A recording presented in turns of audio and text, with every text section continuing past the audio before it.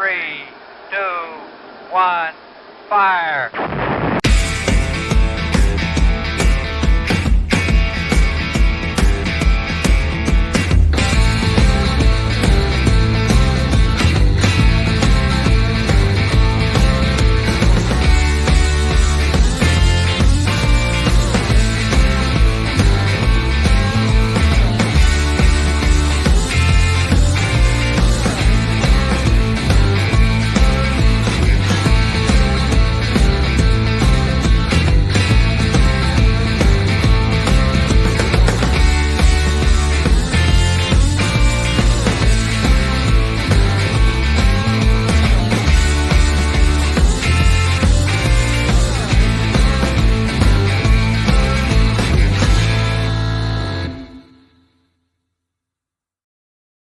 There you are. Welcome to another edition of It's Your Call. Itsyourcall.ca is the website. 613-604-6464 is the number where you can make that call or text. We're also on Facebook. We're also on twitch.tv/BTR radio, and we are on YouTube, etc. And yes, it's always your call. I'm not looking for anybody to be right or more right. I'm not looking for anybody to be wrong here. I just want to get into conversations from all points of view. Maybe find some middle ground on some of the big issues of the day. Show, by the way, brought to you by McCarthy Automotive, 1150 Heron Road, auto service, maintenance, fleet vehicle specialists, family owned and operated, and putting the good under your hood. They're at 1150 Heron Road, McCarthyAutomotive.ca. By the way, not another storm coming our way. It's not too late for winter tires. McCarthy Automotive has lots of major brands in stock. They even offer winter tire storage and all-season storage. Tire storage. There you go. One less thing taking up space in your garage. Righty. Let's get to it. Let me ask you this question. What the hell happened? Seriously, in the span of one generation, what the hell happened? When I was 13 or 14 or 15 or 16, hell, when I was 24, I wasn't sneaking out of my parents' house in the middle of the night. Kids today, they're not afraid of their parents. Is that what's at the root of this absolutely awful story in Toronto from yesterday? 8 teenagers, all of them female. Not that that matters, but it's especially unusual to see females involved in especially horrendous crimes. Not unheard of, but certainly unusual. 8 teens, each of them female, now charged with second-degree murder. 3 of them, 13 years old. 3 of them, 14 years old. The other 2, 16. In every single case here, we're talking about minors. In the eyes of the law, people who will be tried under the Young Offenders Act. I didn't dare sneak out of my parents' house when I was 13, 14, like I said, even 24 years old. I was 24. I had moved back into my parents' house out of necessity. My 2 brothers were in university. I wasn't allowed to have girlfriends in. That was just the rule. Look, I knew the occasional kid in high school, was out later than I was certainly allowed to be. The minute the streetlights came on, you had to be home. That was the rule. I had no reason to live in fear of my parents. Neither of my parents ever hit me, laid a hand on me, or even so much as yelled at me. There was just a respect. These are my parents. This is their house. They said I cannot go out tonight. I can hate that all I want, and I did. But I respected it. They were the parents. How in the hell does a 13-year-old, a 14-year-old, a 16-year-old Get out of the house in the middle of the night. If I even so much as stepped out of my bed and went to the washroom, my parents knew, and we lived in a very big house. It's not like we were right on top of each other. What has happened? Yeah, I know we can't discipline children the same way. Children know what they can get away with, et cetera, et cetera, et cetera. Is that real? Is it really just that simple? I cannot believe for the life of me that there are 8 teenagers whose parents have just thrown their arms up in the air and said, they're going out tonight. Nothing I can do about it. And just turned a blind eye. I mean, are we really there? I mean, I'm not a parent. I'm 53. I do not have children. Never have, never will. Breaks my heart. I wish to hell I had of. That's neither here nor there. I just say that so that you're aware that I don't have, that that relation. I just it's not my world. So I need to defer to you if you are parents. Look, I'm getting a little taste of it. My 19-year-old niece is living with us and going to university. She doesn't ever want to go anywhere. She's just a homebody. But there's no rule here saying she can't. She's 19. 19, let's face it. 19 and being away from home and going to university. That's a whole other kettle of fish.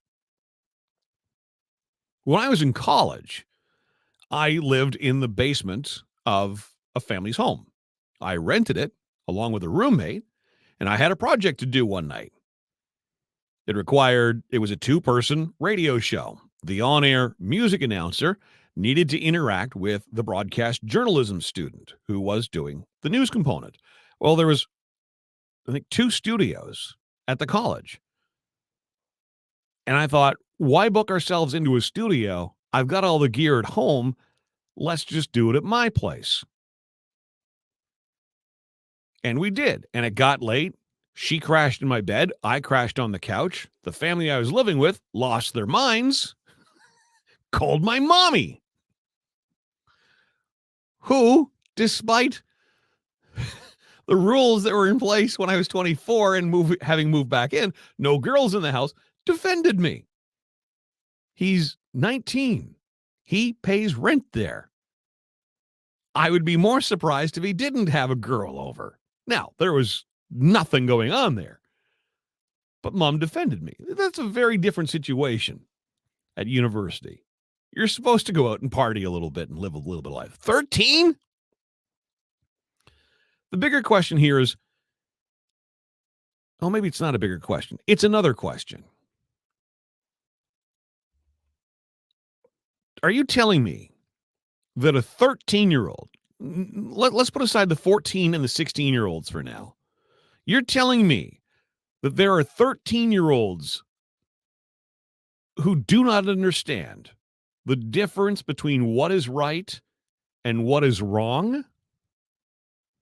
If that is true, that a 13-year-old does not know what is right and what is wrong, then that responsibility falls squarely, 100% on the shoulders of the parents and or parents.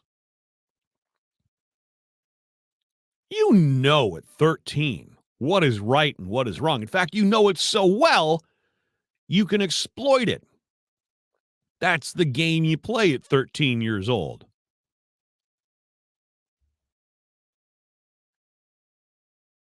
If you really believe that a 16-year-old is not really aware of the consequences for their action, then you have to believe that a 16-year-old should not be given a driver's license and given the responsibility of looking after a car.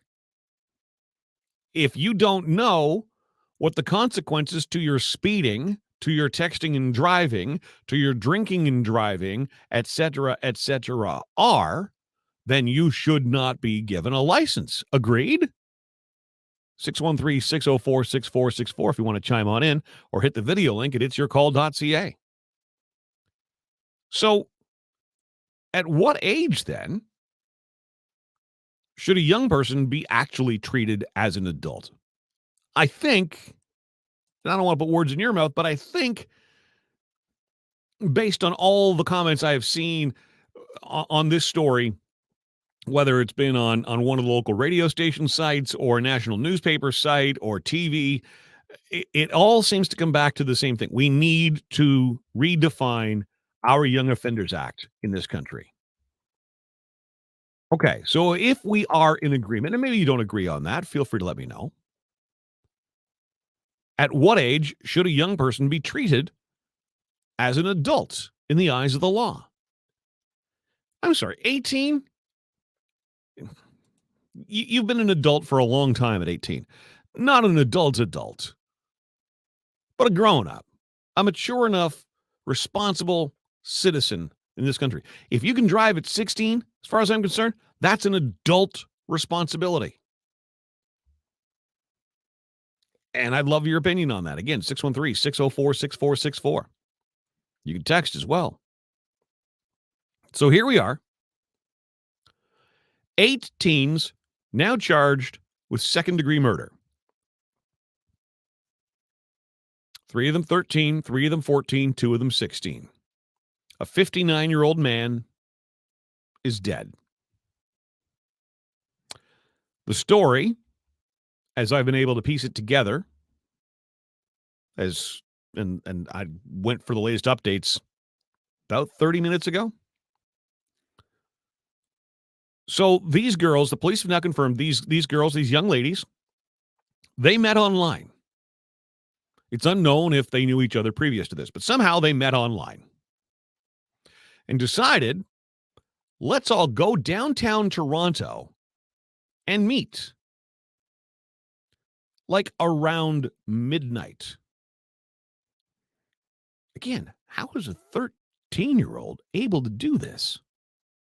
No way in hell at 13 would I have been out of the house with my parents, A, not know about it, B, not find me and get me back in the damn house, and I would have been scared out of my mind at having been caught. That was the big fear. I'm going to get caught. Okay. And then what? I got caught. I didn't have internet to be taken away. I didn't have iPads that could get confiscated. Worst that could happen, my TV privileges would be taken away. Or I'd have to pick up an extra chore. I mean, there was really not any severe consequence, but there was just this knowledge and this respect that I've crossed a line. I'm in trouble here.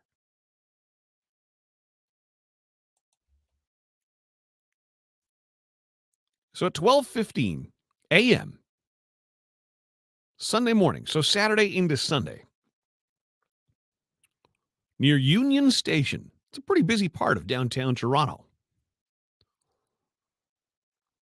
I guess these 8 young ladies who've met up after some social media thing brought them together, and they find a woman outside a homeless shelter.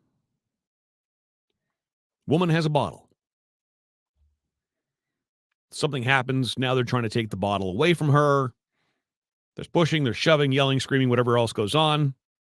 This man steps in to put an end to it. And suddenly there's blood everywhere. He's punched. He's beaten. Sounds like he was stabbed. Which means somebody snuck out of the house, not just for the sake of sneaking out of the house, but let's just bring a knife with me just in case. You ever bring a knife with you just in case? Look, I know some have. I've never felt the need. But as we're finding out, this, and they're calling it a swarming, was preceded by an earlier incident that night involving these same girls. Police aren't saying exactly what happened, but they are saying it was criminal activity. So here you got a bunch of 13, 14, and 16-year-olds running loose in the city, armed. Police are already aware that they've been involved in some sort of criminal activity. Now they find themselves outside a homeless shelter trying to steal a liquor bottle from a woman. This man, thinking he's doing the right thing, steps in, tries to put a stop to it, loses his life. Now, they're calling this incident swarming. Typically, the definition of swarming, as the police have described it, involves selecting a target to victimize. So, was the man who ultimately, and we don't know what his name is, his parents have not been notified yet. I guess they're elderly and still not aware. They can't track him down. Was he the target that they wanted to victimize, or did they target this particular woman who had the bottle? Or was the target just anybody they could find? So that's, I mean, there's a lot of questions here. There's a lot of variables, but okay, let's piece this together. I'm 13, I'm 14, I'm 16, I'm goofing off on whatever social media site, and we decide I'm bored. Let's just go out. Mom and dad aren't going to stop me. What are they going to do? Ha ha. I'll meet you down at Union Station around midnight. I'm going to bring my knife. Let's go find someone to steal their booze.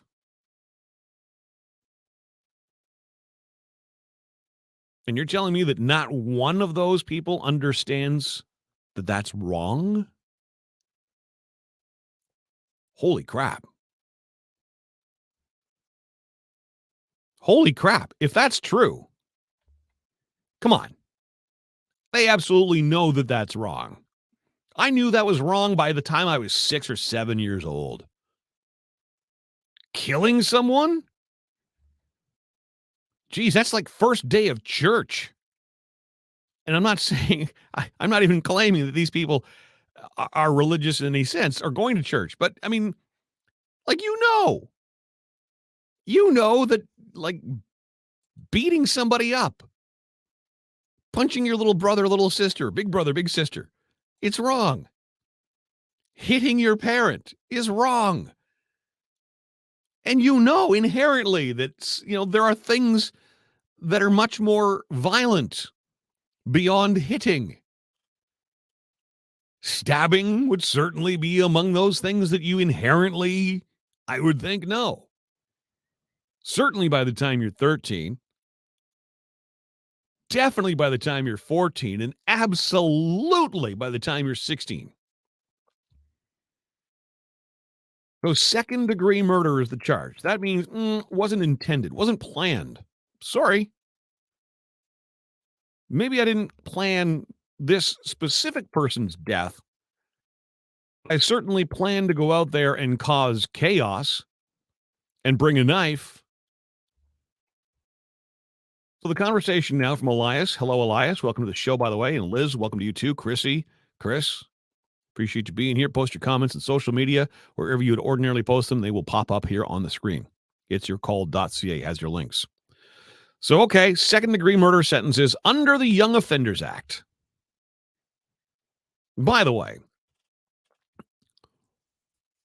if you're 13 years old, by the time this is all said and done, and let's say to get the maximum sentence, they'll be college age. They'll receive a high school education in prison. This won't count against their adult record, and they'll be college age. College aged. Okay, so if you're an adult, so if you're over 18 and you are charged and convicted of second-degree murder, imprisonment for life. That's the sentence. Jail for life. It is up to the judge's discretion to determine whether you will be eligible for parole or not. The judge, however, is not able to make that determination if you have a prior conviction for murder or no parole for 10 years. So if you have a prior conviction for murder, this is what kills me. If you've been convicted of murder,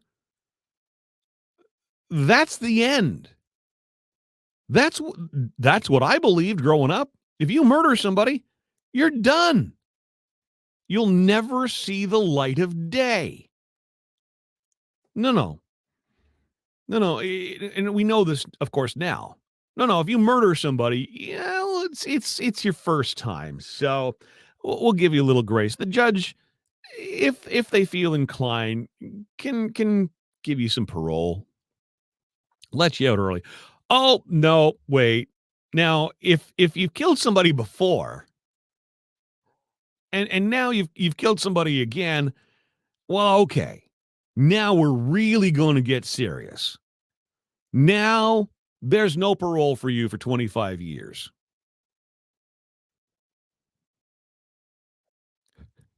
I mean, so that's the adult sentence under the Young Offenders Act. So if you're a youth, okay, a youth sentence, this is not a youth tried as an adult, a youth sentence. So 7 years for murder, second degree murder, 7 years maximum sentence. That's 4 years in continuous custody. And then placement under conditional supervision to be served in the community. Well, that'll teach them. And in some cases, you know what? It probably does. Now, if you are a young offender who is then tried as an adult, you could be facing jail for life and the same parole conditions that would apply to an adult sentence. But a minimum, 7 years in jail. I would like to think that even the 13-year-olds will be tried as adults. What about the parents? I'm no legal expert, but I do believe that the parents are now part of this. They can be charged. Like,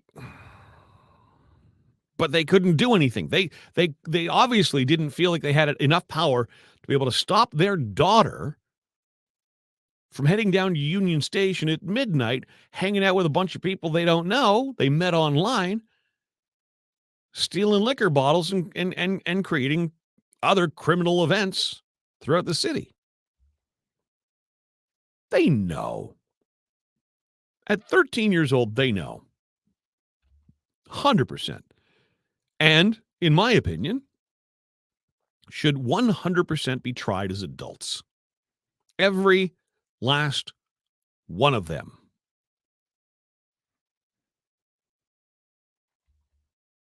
Here are some of your comments. And again, the number here, 613-604-6464. Tommy in Saskatchewan. Merry Christmas to you. He says, this story is sickening.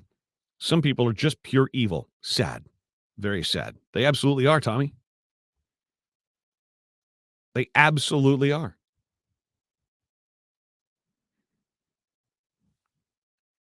So we're going to what? Put them through our judicial system and then take a chance in 7 years that the evil has been scared out of them. I don't like the chances of that. Peter says people in the convoy get stiffer charges and they didn't murder people. Yep. He adds, boys, girls, even older, under 30, are doing similar things in our society. Throw the damn book at them. Trouble is, the laws don't have any teeth. Even if charged fully, they will repeat again. Laws are crap in Canada. Peter, just look at the new gun laws they want to put in place. Like that's not going after the problem. The threat of real, actual, hard time, maybe that's worth considering. Criminals aren't going to Cabela's and buying a firearm. You know it, and I know it. So why are we going after the people who go through all the gun lessons, etc., certification, background checks, to buy a rifle. Why are we trying to restrict that more? Glenn says, Young Offenders Act is a farce. They need to be identified and treated in adult court, not coddled. I'm with you. I'm all for protecting the names of young offenders for things like, well, not murder. Once you cross that line, I want to know everything about this person. I don't even care what the circumstances are. I can accept that there may be circumstances that a judge may need to protect other people involved and withhold names. But no, in the case of murder, no, here's the accused. Here's who they are. Name, picture, everything. And yeah, I feel awful for the immediate family, who, of course, are then subjected to media and public backlash. Maybe the threat of that is enough to keep some of these people a little more on the side of, oh, yeah, I know that's not right. I best not do that. Cindy seems to agree. Publish names. Embarrassment works and keeps all in check. Elias, boys or girls, they need to be put in prison for life. Liz says, was it a knife or did they use the bottle, break it, and use it as a weapon? Liz, I'm assuming a knife. I'm assuming a knife. You're right. It could very well be the bottle. We don't have that information, and I may have jumped to a bit of a conclusion there. Either way, something was used. Obviously, there was some sort of intent to head down and cause harm. That's what second-degree murder means. Means we can't prove that you were after that person, but certainly there was intent to kill. That's what leads me to believe that they went armed with something. Chrissy's on Twitch. Absolutely senseless. She says the violence makes my stomach hurt.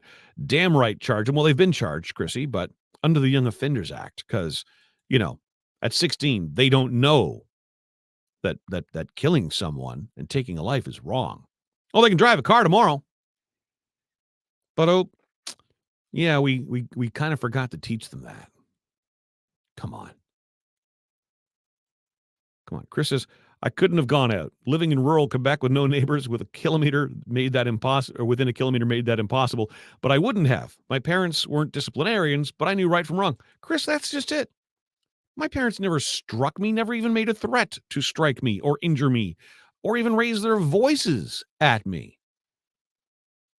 But they were my parents, and I respected that. And that's where I kind of started this conversation today. What the hell happened? How have we lost that respect for authority? Our parents, to begin with, teachers, principals, police officers, anybody in a uniform with anybody in a position of authority. They're laughed at and mocked and ridiculed by people today. These, I know my rights, you can't arrest me. I mean, how many times have we seen footage of somebody in Canada being arrested and asserting their constitutional rights and quoting this amendment and that amendment? These are American things. Diddly squat. You don't have a clue what you're talking about. But I know my rights. Sounds like you do. If you're in the States. With an American citizenship, by the way. Because also, while we're here educating you, if you're a foreigner in the States, you're not afforded those same rights.